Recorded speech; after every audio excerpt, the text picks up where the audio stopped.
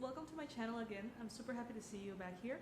Today we'll be speaking a little bit about how to improve your spiritual vision, how to improve the images in your third eye, and the common blocks that usually appear when we're trying to begin seeing a little bit more, or just connecting to our spirit guides, or maybe receiving more detail in past life regression therapy and things like that. So the first common block that a lot of people experience is expectation.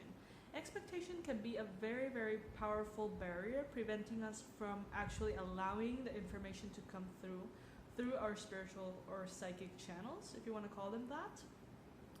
In past life regression therapy specifically, people come in with a lot of expectation of how is it going to feel, what is it going to be like, and that expectation prevents us from flowing and relaxing. And basically when we flow and relax and just don't expect anything at all, that's where the images start to flow. That's where the maybe voices begin to come as a form of messages. Or, like a lot of information is going to be appearing and coming forth, and we will be receptive to it. But if we have too much expectation, we're going to block it the whole way. The second common block is to have a lot of doubt. You're receiving information, but you're like, oh no, that's probably because I saw that ad today that had something to do with that, and now I'm going to dismiss this information. Or you're going to feel like you're imagining things because, imagination and the way you perceive through your third eye are very similar. So if you're doubting everything you see, it's very likely that you're going to be shut off or not take the information seriously. The way I love to solve this block, especially in past life regression therapy and meditations with spirit guides, I always tell my patients, the first thing that comes to your mind is the answer, the right answer. So I often ask them in the past life therapies, like, are you a woman, are you a man in that lifetime? And if you just allow yourself to flow and answer with the first thing that comes to your mind, because you are in that altered state of consciousness, that's how the truth is being revealed. But if you're like, I don't know, how do I know?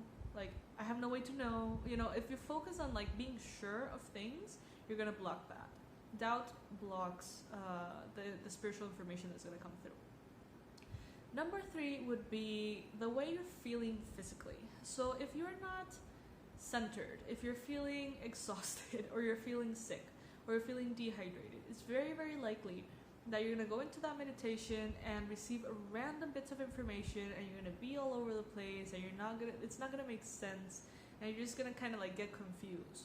So when you do shamanic journeys, or journeys to connect to your spirit guides specifically, or past life regression therapies, the ideal thing is not to go into those meditations seeking to find that center within you.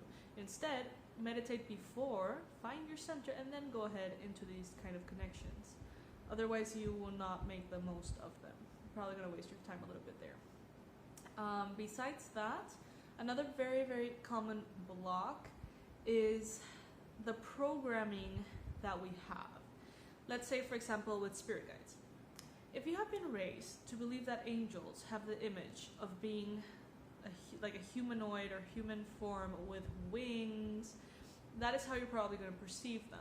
But in essence, my opinion is that every single being is energy, pure energy. Call that a spirit guide. I'm talking about spirit guides, call that angels, animal spirit guides, or whatever.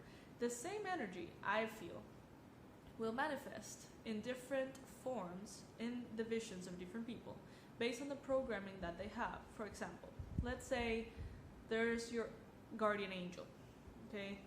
If you have been raised to understand guardian angels to be and look that way, like angels, that's how you're going to perceive them in your third eye. But if you are, let's say, an indigenous boy who has always lived in the jungle and knows nothing about like winged people and angels in that form, he's probably going to see it as an animal. It's still their guardian angel. It's still the same, the same energy manifested through the images of their subconscious mind and the library they store of images they have kind of like understood growing up, and that's going to be projected into our mind space in order to fulfill that understanding that you do get that that's your angel. That's my opinion of it. There's a lot of different opinions on these things. Some people say that specific guides look specifically that way, and I believe it's a little bit more deep than that, I guess, and that everybody has the opportunity to see them in different shapes and forms, and that doesn't necessarily mean that that's not that energy represented.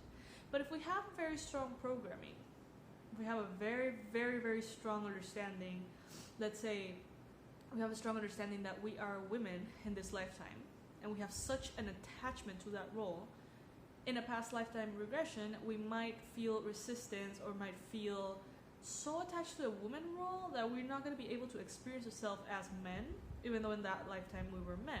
So we're going to feel like a little bit of resistance, we're going to feel a little like uncomfortable, and that might kind of taint the experience a little bit. So the best way, my number one tip, to allow this spiritual information to come forth is to be relaxed, open to anything that comes, and take what resonates with you and leave the rest. You can always have a journal in which you write down everything that you see and perceive, maybe not only through your spiritual sight, but also through your other senses, and kind of like discard the things that don't make sense and not attach yourself, but pay attention to the things that actually do seem like great ideas to your common sense.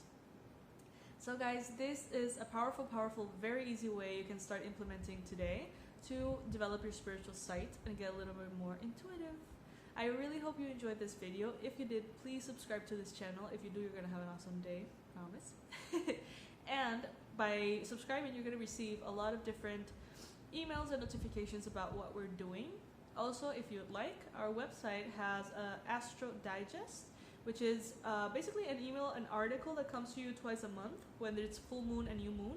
And it has like a summary of what different astrologers are considering to be the most important things to remember for each particular new moon and full moon.